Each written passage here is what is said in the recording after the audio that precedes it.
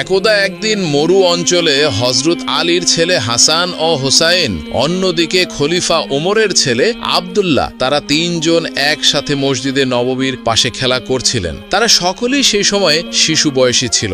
শিশুরা খেলতে খেলতে কিন্তু অনেক সময় ঝগড়াঝাটি করেই থাকে। তাদের মধ্যেও এই একই ঘটনা ঘটে গেল। খেলা করতে করতে হোসাইন ও আব্দুল্লাহর মধ্যে তুমুল ঝগড়া লেগে গেল।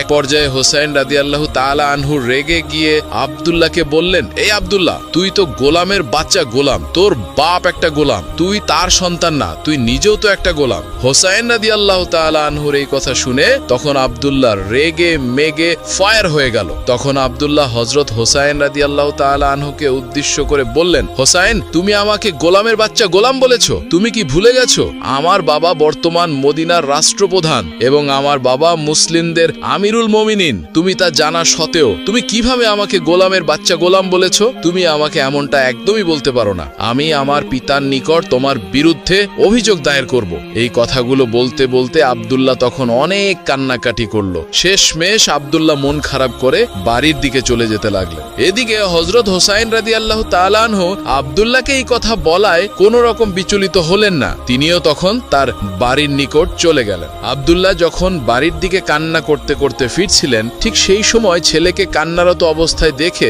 খলিফা ওমর জিজ্ঞাসা করলেন, বাবা আব্দুল্লাহ, কি হয়েছে? তুমি কাঁদছো কেন? সেই সময় হযরত আব্দুল্লাহ রাদিয়াল্লাহু তাআলা আনহু কিছুটা বিচলিত হয়ে গেল। রাগে ফুঁসে তার আব্বাজানের সামনে দাঁড়িয়ে পড়ল। তখন হযরত আব্দুল্লাহ রাদিয়াল্লাহু তাআলা আনহু পিতা হযরত ওমর রাদিয়াল্লাহু তাআলা আনহুকে বললেন, আব্বাজান, হোসাইন আমাকে গালি দিয়েছে। সে বলেছে আমি নাকি গোলামের বাচ্চা গোলাম। আমাকে বলেছে তোর বাপ ওমর একটা গোলাম, তুই তার সন্তান, তুইও গোলাম, তুই গোলামের বাচ্চা গোলাম। আব্বাজান, আমি আপনার কাছে বিচার দায়ের করলাম, আপনি এর একটা সঠিক বিচার করে দিবেন, কেননা ন্যায় বিচার করা আপনার ইমানি দায়িত্ব। তখন হযরত ওমর রাদিয়াল্লাহু তাআলা আনহু ছেলের মুখের এমন কথা শুনে অনেক হতভম্ব হয়ে গেল। তখনই হযরত ওমর রাদিয়াল্লাহু তাআলা আনহু ছেলে হযরত আব্দুল্লাহ রাদিয়াল্লাহু তাআলা আনহুকে সঙ্গে নিয়ে সঙ্গে আলীর বাড়ির দিকে গেলেন এবং রেগে মেগে আলীকে ডাকতে থাকলেন। এক পর্যায়ে আলী তার বাড়ির ভেতর থেকে বেরিয়ে এলো। আলীকে তখন ডেকে হযরত ওমর রাদিয়াল্লাহু তাআলা আনহু বললেন, ভাই আলী, আমার ছেলে আব্দুল্লাহ তোমার ছেলে হোসাইনের বিরুদ্ধে একটি অভিযোগ দায়ের করেছে। এই অভিযোগটি সত্য না মিথ্যা আমি যাচাই করতে এসেছি। তোমার পুত্র হোসাইনকে ডাক দাও। হযরত আলী রাদিয়াল্লাহু তাআলা আনহু হোসাইনকে সামনে ডাক দিলেন। খলিফা ওমর রাদিয়াল্লাহু তাআলা আনহু নিজেই হোসাইনকে জিজ্ঞাসা করলেন, হোসাইন, তুমি কি আমার পুত্র আব্দুল্লাহকে গোলামের বাচ্চা গোলাম বলে গালি দিয়েছো? 6 বছরের ছোট বালক হযরত ইমাম হোসাইন রাদিয়াল্লাহু তাআলা আনহু এক বাক্যে স্বীকার করে বললেন, হ্যাঁ, আমি আব্দুল্লাহকে গোলামের বাচ্চা গোলাম বলে গালি দিয়েছি। তখনই হযরত ওমর রাদিয়াল্লাহু তাআলা আনহু হযরত আলী রাদিয়াল্লাহু তাআলা আনহুকে উদ্দেশ্য করে বললেন, আলী, তুমি শুনলে তো তোমার ছেলের মুখের কথা। তোমার ছেলে আমার পুত্র আব্দুল্লাহকে গোলামের বাচ্চা গোলাম বলে গালি দিয়েছে। আগামীকাল জুম্বার নামাজ শেষে মসজিদে নববীতে তোমার ছেলে হোসাইনের বিচার করা হবে। সেই মসজিদে নববীর সকল মানুষের সামনে তোমার ছেলের বিচার করা হবে। তুমি এবং তোমার ছেলে হোসাইন মসজিদে নববীতে উপস্থিত থাকবে। পরের দিন ছিল জুম্মাবাত। জুম্বার নামাজ শেষ করে মসজিদের নববীর সামনে হাজার হাজার সাহাবী তখন উপস্থিত ছিলেন। জুম্মার দিনে সচরাচর সকলেই উপস্থিত থাকে। ঠিক সেই সময় হযরত ওমর রাদিয়াল্লাহু তাআলা আনহু বলে উঠলেন, হে আল্লাহর নবীর সাহাবীগণ, আজ কি মসজিদের নববীতে একটি বিচার সম্পূর্ণ করা হবে। ওই যে আলীর ছেলে হোসাইন আমার পুত্র আব্দুল্লাহকে গোলামের বাচ্চা গোলাম বলে গালি দিয়েছে। কেন আমার পুত্র আব্দুল্লাহকে গোলামের বাচ্চা গোলাম বলে গালি দিয়েছে, এর পক্ষে যদি সঠিক কোনো ব্যাখ্যা হোসাইন দিতে না পারে, তাহলে হোসাইনকে কঠিন শাস্তি পেতে হবে। এই কথা বলে হযরত ওমর রাদিয়াল্লাহু তাআলা আনহু সকল সাহাবীকে তার কথা জানিয়ে দিলেন। তারপর হযরত ওমর রাদিয়াল্লাহু তাআলা আনহুর এই কথা শোনার পর সাহাবীরা একে একে অপরকে বলতে লাগলেন, ওমরের বিচার তো বড় কঠিন বিচার। নিজের ছেলে আবু সাহমা সামান্য একটু মদ পান করে ছিলেন, সেই সময় সেই অপরাধে তাকে চাবুক মেরে হত্যা করেছে। এটাই হলো সেই ওমর। খলিফা ওমরের সেই চাবুকের আঘাত যদি হুসাইনের শরীরে পড়ে, আমরা নবীর সাহাবীরা কিছুতেই তা সহ্য করতে পারবো না। যেই হুসাইনের পা থেকে মাথা পর্যন্ত রাসূলুল্লাহ সাল্লাল্লাহু আলাইহি সাল্লাম চুম্বন খেয়েছেন, সেই হুসাইনের শরীরে ওমরের চাবুকের আঘাত পড়বে, আমরা নবীর সাহাবীরা তা কিছুতেই সহ্য করতে পারবো না। সেই সময় উপস্থিত থাকা সকল সাহাবীদের মধ্যে একটি গুঞ্জন তৈরি হয়ে গেল। সকলেই একটি হতভম্ব হয়ে গেল। উপস্থিত সকল সাহাবী সাহাবী হযরত ওমর রাদিয়াল্লাহু তাআলা আনহুর উদ্দেশ্য করে বললেন, ইয়া আমিরুল মুমিনিন, খলিফাতুল মুসলিমিন, আপনি সব সময় কোরআন এবং হাদিস দিয়ে সমাজের বিচার কার্য সম্পন্ন করেছেন। আমরা নবীর সাহাবীগণ কোনোদিন কোনো বিচারের বিরুদ্ধে আপিল করেনি। আমরা নবীর সাহাবীগণ আজকে এই বিচারের বিরুদ্ধে আপিল করছি। হোসাইনের বিচারটি কি না করলে হয় না? উপস্থিত সাহাবীদের কথা শুনে হযরত ওমর রাদিয়াল্লাহু তাআলা আনহু হতভম্ব হয়ে গেলেন। তখন হযরত ওমর রাদিয়াল্লাহু তাআলা আনহু তাদের উদ্দেশ্য করে বললেন, হে আল্লাহর নবীর সাহাবীগণ, কিয়ামতের দিন হাসরের ময়দানে আমি ওমর যখন আল্লাহর কাঠগড়ায় ধরা খেয়ে যাব, আল্লাহ তাআলা যখন আমাকে ডেকে বলবেন, ওমর, তুমি নাকি সমাজের ন্যায় বিচার প্রতিষ্ঠা করেছিলে, কিন্তু তোমার ছেলে আব্দুল্লাহ তোমাকে একটি বিচার দিয়েছিল। হোসাইন নবীর নাতি হবার কারণে তুমি সেই বিচারটি সম্পন্ন করনি। হে আল্লাহর নবীর সাহাবীগণ, সেই দিন আসামির কাঠগড়ায় কি তোমরা আমার পরিবর্তে দাঁড়িয়ে আল্লাহর কাছে এই জবাবটি দিতে পারবে? আমি জানি তোমরা কেউ এই জবাব দিতে পারবে না। অতএব আমাকে হকের উপর অটল থেকে প্রতিটি বিচার ন্যায়ভাবে সম্পন্ন করতে হবে। হোসাইনের এই বিচারটিও আমাকে সম্পন্ন করতে হবে। মসজিদে নববীর সামনে হাজার হাজার সাহাবী তখন উপস্থিত ছিল। তখন তারা সবাই একে অপরের সাথে কথা বলতেছিল। হযরত হোসাইন রাদিয়াল্লাহু তাআলা আনহুর বিচার হবে এইটা যেন তারা মেনেই নিতে পারছিলেন না। সকলের চোখ দিয়ে তখন দরদর করে পানি পড়ছিল এবং সকলের মনে সেই সময় একটাই ভাবনা ছিল, ওমরের বিচার বড় কঠিন বিচার। এই ওমরের চাবুকের আঘাত হোসাইনের শরীরে পড়বে, আমরা নবীর সাহাবীরা তা কি করে সইব? ঠিক তখনই হযরত ওমর রাদিয়াল্লাহু তাআলা আনহু হযরত হোসাইন রাদিয়াল্লাহু তাআলা আনহুকে সামনে ডাকলেন এবং তখন হোসাইন রাদিয়াল্লাহু তাআলা আনহুকে হযরত ওমর রাদিয়াল্লাহু তাআলা আনহু বললেন, তুমি যে আব্দুল্লাহকে গোলামের বাচ্চা গোলাম বলে গালি দিয়েছ, যদি তোমার এই কথার পক্ষে উপযুক্ত ব্যাখ্যা না দিতে পারো তাহলে তোমাকে কঠিন শাস্তি দেওয়া হবে। 6 বছরের ছোট্ট বালক ইমাম হোসাইন রাদিয়াল্লাহু তাআলা আনহু তখন বলে উঠলেন, ইয়া আমিরুল মুমিনিন, খলিফাতুল মুসলিমিন, আজকে আপনি অর্ধেক পৃথিবীর শাসক হয়েছেন, মুসলমানদের আমিরুল মুমিনিন হয়েছেন, কিন্তু আপনি কি অস্বীকার করতে পারবেন আপনি আমার নানার গোলাম ছিলেন না? আমি হোসাইন দেখেছি, আমার নানা যখন অজু করার জন্য এগিয়ে আসতেন, আপনি ওমর পানির পাত্র নিয়ে তখন দাঁড়িয়ে থাকতেন আমার নানাকে সেই সময় পানি দেওয়ার জন্য। আমি হোসাইন দেখেছি, আমার নানা যখন নামাজ শেষ করে মসজিদে নববী থেকে বের হতেন, আপনি ওমর আমার নানার জুতা নিয়ে তখন দাঁড়িয়ে থাকতেন আমার নানাকে তখন জুতাটি পরিয়ে দেওয়ার জন্য। আমি হোসাইন দেখেছি, আমার নানা যখন ঘোড়ায় চড়ে কোথাও সফরে যেতেন, আপনি ওমর আমার নানার ঘোড়ার লাগাম ধরে টেনে টেনে নিয়ে যেতেন। আপনি ওমর কি অস্বীকার করতে পারবেন আপনি আমার নানার গোলাম ছিলেন না? তখন হযরত হোসাইন রাদিয়াল্লাহু তাআলা আনহুর এই কথাগুলো শুনে এক মুহূর্তের মধ্যেই সবকিছু যেন নিস্তব্ধ হয়ে গেল। মসজিদে নববীর সামনে উপস্থিত হাজার হাজার সাহাবী এবং হযরত ওমর রাদিয়াল্লাহু তাআলা আনহুর চোখ দিয়ে তখন দরদর করে পানি পড়তে লাগলো। তখন হযরত ওমর রাদিয়াল্লাহু তাআলা আনহু ছোট্ট বাচ্চার মতো ফুপিয়ে ফুপিয়ে কাঁদতে লাগলেন এবং সেই সময় হযরত হোসাইন রাদিয়াল্লাহু তাআলা আনহুকে বললেন, বাবা হোসাইন, তুমি কি কোনো কাগজে লিখে দিতে পারবে আমার নানা মুহাম্মদুর রাসূলুল্লাহর গোলাম ছিল খলিফা ওমর? তখন হযরত হোসেন রাদিয়াল্লাহু তাআলা আনহু হযরত ওমর রাদিয়াল্লাহু তাআলা আনহুকে বললেন, হ্যাঁ, আমি অবশ্যই লিখে দিতে পারবো। হযরত হোসাইন রাদিয়াল্লাহু তাআলা আনহু তখন একটি কাগজে লিখে দিলেন, আমার নানা মুহাম্মদুর রাসূলুল্লাহর গোলাম ছিল ওমর খলিফা। ওমর রাদিয়াল্লাহু তাআলা আনহু সেই কাগজের টুকরাটি হাতে নিয়ে মসজিদে নববীর সামনে উপস্থিত সকল সাহাবীদের উদ্দেশ্যে করে বললেন, হে আল্লাহর নবীর সাহাবীগণ, এই পৃথিবীতে আমি একদিন যখন থাকব না, আমি যখন ইন্তেকাল করব, আমার কাফনের কাপড়ের ভিতরে তোমরা এই কাগজের টুকরা প্রবেশ করিয়ে দিবে। কিয়ামতের দিন হাসরের ময়দানে আমি ওমর যখন আল্লাহ তাআলার কাঠগড়ায় দাঁড়িয়ে যাব, আমি ওমরের সারা জীবনের কোনো নেক আমল যদি আল্লাহর কাছে গ্রহণযোগ্য না হয়, সেই দিন এই কাগজের টুকরাটি আমি আল্লাহর কাছে দেখিয়ে বলবো, হে আল্লাহ, তোমার বন্ধু তোমার হাবিবের প্রিয় কলিজার টুকরা নাতি হোসাইন লিখে দিয়েছেন, আমি তোমার হাবিব মুহাম্মদুর রাসূলুল্লাহ সাল্লাল্লাহু আলাইহি ওয়াসাল্লামের গোলাম ছিলাম। হে আল্লাহ, তুমি তোমার বন্ধুর গোলামকে কি করে জাহান্নামে দিবে? আমি ওমর বিশ্বাস করি সেই দিন আমি এই কাগজের টুকরার বিনিময় হলেও আল্লাহ রাব্বুল আলামিনের আসামির কাঠগড়া থেকে মুক্তি পেয়ে যাব। হযরত ওমর রাদিয়াল্লাহু তাআলা আনহু তার পুত্র আব্দুল্লাহ রাদিয়াল্লাহু তাআলা আনহুকে উদ্দেশ্য করে বললেন, বাবা আব্দুল্লাহ, তুই আর হুসাইনের বিরুদ্ধে কোনো অভিযোগ আনিস না। হাসরের ময়দানে তুইও যখন আসামির কাঠগড়ায় দাঁড়িয়ে যাবি, তুইও আল্লাহ রাব্বুল আলামিনকে বলবি, আমি হলাম গোলামের বাচ্চা গোলাম, আপনার বন্ধুর গোলাম ছিল আমার বাবা আর আমি তারই সন্তান। তুইও হাসরের ময়দানে এই পরিচয় দিবি। আমি বিশ্বাস করি আল্লাহ রাব্বুল আলামিন তার বন্ধুর গোলামদের কখনোই জাহান্নামে দিবে না। হযরত হোসাইন রাদিয়াল্লাহু তাআলা আনহুকে সকলেই ভালোবাসত। সকল সাহাবীগণের নয়নমণি ছিলেন হযরত হোসাইন রাদিয়াল্লাহু তাআলা আনহু। একদা মহানবী হযরত মুহাম্মদ সাল্লাল্লাহু আলাইহি ওয়াসাল্লাম একজন সাহাবীর প্রয়োজন মেটানোর জন্য এক ইহুদির কাছ থেকে ঋণ নেন। ঋণ গ্রহণের সময় কথা ছিল সঠিক সময়ের মধ্যে ঋণ ফেরত দিতে হবে। তাই নবীজি সাল্লাল্লাহু আলাইহি ওয়াসাল্লাম সেই ইহুদিকে একটি তারিখের কথা বললেন যে তারিখে তিনি ঋণ ফেরত দেবেন। এই ঘটনার কিছুদিন পর একদিন নবীজি সাল্লাল্লাহু আলাইহি ওয়াসাল্লাম সাহাবীদেরকে নিয়ে একটি জানাজা থেকে ফিরছিলেন। তখন তার সাথে ছিলেন হযরত আবু বকর এবং ওমর রাদিয়াল্লাহু তাআলা আনহুর মতো মহান সাহাবী। ঠিক সেই সময় ওই ইহুদি লোকটি নবীজি সাল্লাল্লাহু আলাইহি ওয়াসাল্লামের গলার চাদর ধরে রাগত স্বরে এবং অভদ্র ভাষায় বলল, ও মুহাম্মদ, আমার কাছ থেকে যে ঋণ নিয়েছিলে সেই অর্থ কোথায়? আমি তো তোমার পরিবারকে চিনি, ঋণ নিলে তোমাদের আর কোনো খবর থাকে না। নবীজি সাল্লাল্লাহু আলাইহি সাল্লাম এর সঙ্গে ছিলেন মদিনার রাষ্ট্রের রাষ্ট্রপ্রধান। তার কথায় সাহাবীরা নিজেদের জীবনও পর্যন্ত দিয়ে দিতে পারেন। তিনি যদি সাহাবীদেরকে একটু ইশারা দেন তাহলে সাহাবীরা তার গর্দন উড়িয়ে ফেলবেন। নবীজি সাল্লাল্লাহু আলাইহি সাল্লামকে সবার সামনে এত বড় অপমান করা হলো, অথচ ঋণ পরিশোধের যে তারিখ দেওয়া হয়েছিল সেটা এখনো বাকি আছে। ওমর রাদিয়াল্লাহু তাআলা আনহু তিনি সহ্য করতে পারলেন না। তার স্বভাবজাত সেই বিখ্যাত উক্তি করলেন,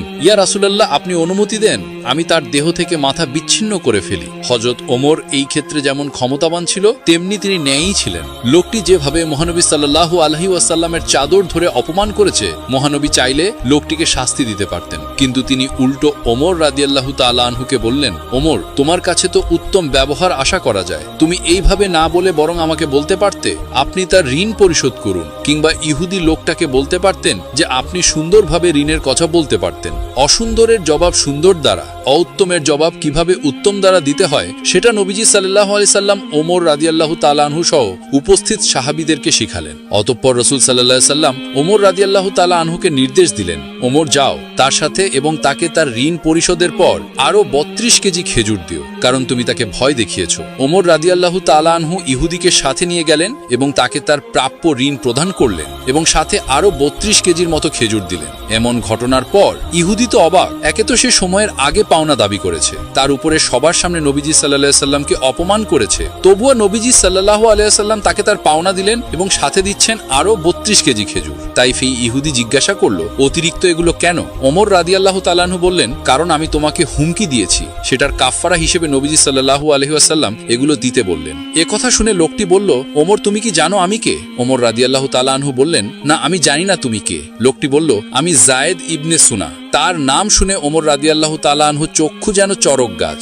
যায়েদ ইবনে সুনা মদিনার সে বিখ্যাত ইহুদিরা ভাই। ওমর রাদিয়াল্লাহু তাআলা আনহু তার নাম জানতেন, কিন্তু তিনি যে ওই ব্যক্তি সেটা তিনি জানতেন না। যায়েদ ইবনে সুনা বললেন, হ্যাঁ, আমি সেই ইহুদি রাবাই। আমাদের ধর্মগ্রন্থ অনুযায়ী মুহাম্মদের নবী হবার প্রমাণের যত ভবিষ্যৎবাণী পাওয়া যায় সবগুলোই আমি তার মধ্যে পেয়েছি। শুধু দুটো বিষয়ের পরীক্ষা করার বাকি ছিল। সেই দুটো ছিল, মুহাম্মদকে কেউ রাগালে তিনি সহনশীলতা দেখাবেন, কোনো মূর্খ তার কাছে এসে মূর্খের মতো আচরণ করলে তিনি বরং সেই মূর্খের সাথে ভালো আচরণ করবেন, অর্থাৎ তিনি মন্দের জবাব ভালোর মাধ্যমে দেবেন এবং অনুত্তমের জবাব তিনি উত্তমের মাধ্যমে দেবেন। যায়েদ ইবনে সুনা নবীজি সাল্লাল্লাহু আলাইহি ওয়াসাল্লামের মধ্যে সেই দুটো গুণই এবার দেখতে পেলেন। তিনি নবীজি সাল্লাল্লাহু আলাইহি ওয়াসাল্লামকে রাগানো সত্ত্বেও নবীজি সাল্লাল্লাহু আলাইহি ওয়াসাল্লাম তার সাথে রাগ করেননি, উল্টো তার পাওনা অর্থের বিনিময়ে তাকে বেশি দিয়েছেন। এবার যায়েদ ইবনে সুনা বললেন, ওমর, তুমি সাক্ষী থাকো, আমি আল্লাহকে আমার রব হিসাবে, ইসলামকে আমার ধর্ম হিসাবে এবং মুহাম্মদ রাসূলুল্লাহ সাল্লাল্লাহু আলাইহি ওয়াসাল্লামকে আমার নবী হিসাবে মেনে নিলাম। আমার অনেক সম্পদ আছে, আমি আমার অর্ধেক সম্পদ ইসলামের পথে দান করে দিলাম। একদা হযরত আবু বকর রাদিয়াল্লাহু তাআলা আনহু এবং হযরত ওমর রাদিয়াল্লাহু তাআলা আনহু 3 দিন ধরে নবীজিকে খুঁজে পাচ্ছিলেন না। অবশেষে হযরত আবু বকর রাদিয়াল্লাহু তাআলা আনহু এবং হযরত ওমর মুনাফিকদের কাছে গেলেন। মুনাফিকদের কাছে গিয়ে হযরত ওমর তলোয়ার তা করে বললেন, হে মুনাফিকের বাচ্চারা, আমার নবীকে কোথাও খুঁজে পাওয়া যাচ্ছে না, তোরা বল আমার নবীজি কোথায় আছে, না হলে সবগুলোকে আজকে আমি কতল করে ফেলবো। তখন মুনাফিকরা বলতে লাগলো, হে ওমর, বিশ্বাস করো আমরা কোথাও তোমার নবীকে দেখিনি। তখন হযরত আবু বকর রাদিয়াল্লাহু তাআলা আনহু ওমরকে বললেন, ওমর, চলো আমরা সামনের রাস্তাটাতে যেয়ে দেখি, যেখানে কিছু রাখাল থাকে তাদেরকে জিজ্ঞেস করলে হয়তো দয়ার নবীর খোঁজ পাওয়া যেতে পারে। অতঃপর তারা দুজন মিলে সামনের দিকে হাঁটা শুরু করলো। কিছু দূর যাবার পর তারা কিছুটা রাখালকে দেখলেন। হযরত ওমর রাদিয়াল্লাহু তাআলা আনহু রাখালকে জিজ্ঞেস করলেন, তোমরা এদিক দিয়ে আমাদের বিশ্ব নবীকে যাইতে দেখেছো? তখন রাখালদের পক্ষ থেকে একজন রাখাল বললেন, আজকে 3 দিন যাবত পাশের গুহায় একজন লোক কান্না করে চলছে। তার কান্নার জন্য আমাদের পশুগুলো আজকে 3 দিন যাবত কোনো ঘাস পানি খাচ্ছে না, বাচ্চারা দুধ পান করছে না, দুধে মুখ লাগাচ্ছে না, মনে হচ্ছে আমাদের পশুগুলো যেন 3 দিন ধরে কান্না করছে। ভাই, তোমরা তোমাদের লোককে নিয়ে যাও, তাইলে হয়তো আমাদের পশুগুলো আগের মতো খাবার খাওয়া শুরু করবে। এবার হযরত আবু বকর রাদিয়াল্লাহু তাআলা আনহু হযরত ওমরকে বললেন, ওমর, যার কান্না শুনে পশু পাখিরা পর্যন্ত খাওয়া দাওয়া ছেড়ে দিয়েছে, সে আর কেউই হবে না, তিনি আমাদের নবী হযরত মুহাম্মদ সাল্লাল্লাহু আলাইহি ওয়াসাল্লাম হবে। তখন হযরত আবু বকর নবীর খোঁজে গুহার দিকে চললেন। আবু বকর এবং হযরত ওমর রাদিয়াল্লাহু তাআলা আনহু গুহার মধ্যে গিয়ে দেখলেন আমাদের নবী সেজদায় পড়ে উম্মতি উম্মতি বলে কান্না করছে। এবার হযরতে ওমর রাদিয়াল্লাহু তাআলা আনহু নবীকে উদ্দেশ্য করে বললেন, ইয়া রাসূলুল্লাহ, আমরা আজকে 3 দিন যাবত আপনাকে খুঁজতে খুঁজতে হয়রান হয়ে গিয়েছি। নবী গো, আপনি এখানে উম্মতের জন্য কান্না করছেন, আমরা তো আপনার খুঁজে পাগল হয়ে গিয়েছি। ইয়া রাসূলুল্লাহ, আপনি উঠুন, আমরা আপনাকে নিতে এসেছি। বিশ্বনবী সাজদা থেকে মাথা উঠালেন না। তারপর হযরতে আবু বকর রাদিয়াল্লাহু তাআলা আনহু বিশ্বনবীকে বললেন, ইয়া রাসূলুল্লাহ, আপনি উম্মতের জন্য এত কান্না করতেছেন, হুজুর আপনি মাথা উঠান। আমি আবু বকর তামাম জিন্দেগীর ইবাদতগুলো আপনার উম্মতের জন্য সঁপে দিলাম,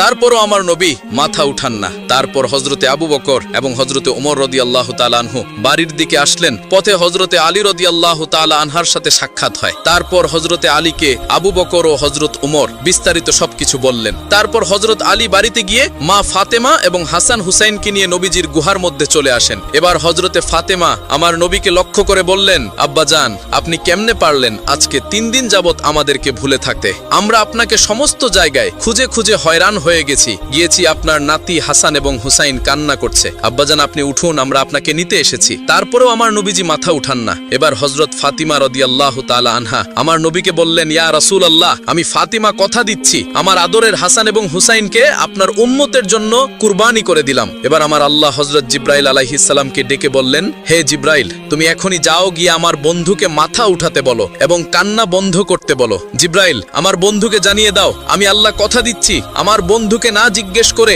আমার বন্ধুর একটা উম্মতকেও আমি জাহান্নামে দেব না। অতঃপর জিব্রাইল আলাইহিস সালাম আল্লাহর নবীর কাছে এসে আল্লাহ রাব্বুল আলামিনের কথাগুলো নবীকে শুনিয়ে দিলেন। আমার নবী এরপর মাথা উঠান।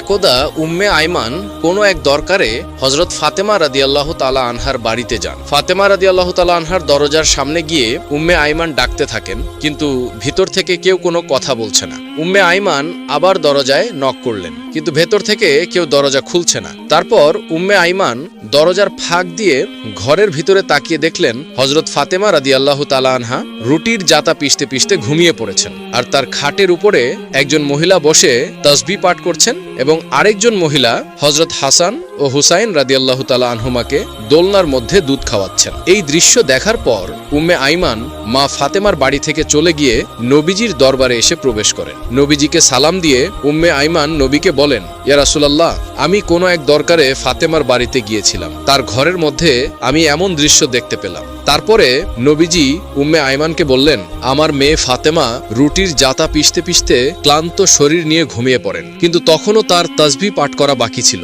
তাই আমার আল্লাহ রাব্বুল আলামিন হযরত ফাতেমা রাদিয়াল্লাহু তাআলা আনহার ঘরে 2 জন ফেরেশতা পাঠিয়ে দেন। একজন ফেরেশতা ফাতেমার অসমাপ্ত কাজগুলো করেছেন এবং আরেকজন ফেরেশতা হযরত হাসান ও হুসাইন রাদিয়াল্লাহু তাআলা আনহুমাকে দোলনার মধ্যে ঘুম পাড়াচ্ছেন। তুমি যেই 2 জন মহিলাকে দেখেছো, তারা কোনো মহিলা নয়, তারা আল্লাহ রাব্বুল আলামিনের পাঠানো ফেরেশতা। তখন উম্মে আইমান এই কথা শুনে আল্লাহু আকবার বলে নবীজির দরবার থেকে বের হয়ে পড়েন। আর কিছুদিন পর বিশ্বনবী হযরত ফাতেমা রাদিয়াল্লাহু তাআলা আনহার বাড়িতে গেলেন ফাতেমাকে দেখার জন্য।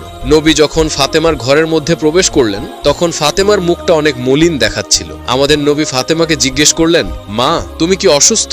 তোমার মুখটা এত মলিন দেখাচ্ছে কেন? তখন মা ফাতেমা বলেন, আব্বাজান, আমি অসুস্থ নই, কিন্তু আজকে 2 দিন যাবত আমার ঘরে কোনো চুলায় আগুন জ্বলে না। আজকে 2 দিন যাবত আপনার আদরের নাতি হাসান ও হোসাইন না খেয়ে ক্ষুধার যন্ত্রণায় 2 ভাই গলাগলি করে কাঁদছে। এবার আমাদের নবী ফাতেমাকে বললেন, মা, দুঃখ করো না, ধৈর্য ধরো, আল্লাহ রাব্বুল আলামিন আমাদের সাথে আছেন। এই বলে বিশ্বনবী মা ফাতেমার ঘর থেকে বের হয়ে পড়লেন। পরের দিন এক সওদাগর হযরত আলী রাদিয়াল্লাহু তাআলা আনহুকে একটি কাজের জন্য ডাকেন। কাজটি ছিল ওই সওদাগরের উপর থেকে তার মালামালগুলো বাড়িতে নিয়ে পৌঁছে দেওয়া। হযরত আলী রাদিয়াল্লাহু তাআলা আনহু এই কাজের বিনিময়ে কিছু দিরহাম পেলেন। এই দিরহামগুলো নিয়ে তিনি দোকানে গেলেন। তারপর দোকান থেকে কিছু আটা নিয়ে মা ফাতেমাকে দিলেন। তারপর ক্লান্ত শরীর নিয়ে হযরত আলী রাদিয়াল্লাহু তাআলা আনহু ঘুমিয়ে পড়লেন। মা ফাতেমা আটাগুলো জাতার মধ্যে পিষে সেগুলো দিয়ে রুটি তৈরি করলেন। তারপর হযরত আলীকে ঘুম থেকে ডেকে সকলে মিলে রুটি খেলেন। সকলেই খাবার শেষ হবার পরে মা ফাতেমা কিছু রুটি আবার নবীজির জন্য নিয়ে আসেন। মা ফাতেমা নবীজিকে রুটিগুলো দিয়ে বলেন, আব্বাজান, আপনি এই রুটিগুলো খান। আব্বাজান, আজকে 2 দিন পর আমাদের ভাগ্যে কিছু রুটি জুটেছে। আমাদের নবী 3 দিন উপবাস থাকার পর রুটিগুলো খেলেন এবং তারপর মা ফাতেমাকে বললেন, মা, আজকে 3 দিন পর আমি তোমার দেওয়া এই রুটি খেলাম। এই ঘটনাটি বিশ্বনবী দুনিয়া ছেড়ে চলে যান। নবীজি দুনিয়া ছেড়ে চলে যাওয়ার 2 দিন পর হযরত আবু বকর রাদিয়াল্লাহু তাআলা আনহু একাকী কোথাও হেঁটে যাচ্ছিলেন। প্রতিমধ্যে তিনি দেখতে পেলেন সামনে ইবলিস শয়তান দাঁড়িয়ে কান্না করছে। তখন হযরত আবু বকর ইবলিসকে উদ্দেশ্য করে বললেন, হে ইবলিস, তুমি কেন কান্না করছো? এখন তো তোমার খুশির দিন, বিশ্বনবী দুনিয়া ছেড়ে চলে গিয়েছে। তারপর ইবলিস হযরত আবু বকর রাদিয়াল্লাহু তাআলা আনহুকে উদ্দেশ্য করে বললেন, ভাই আবু বকর, নবীজি দুনিয়া ছেড়ে চলে যাওয়ার কারণে আমি ইবলিসও বিস্মিত হয়েছি।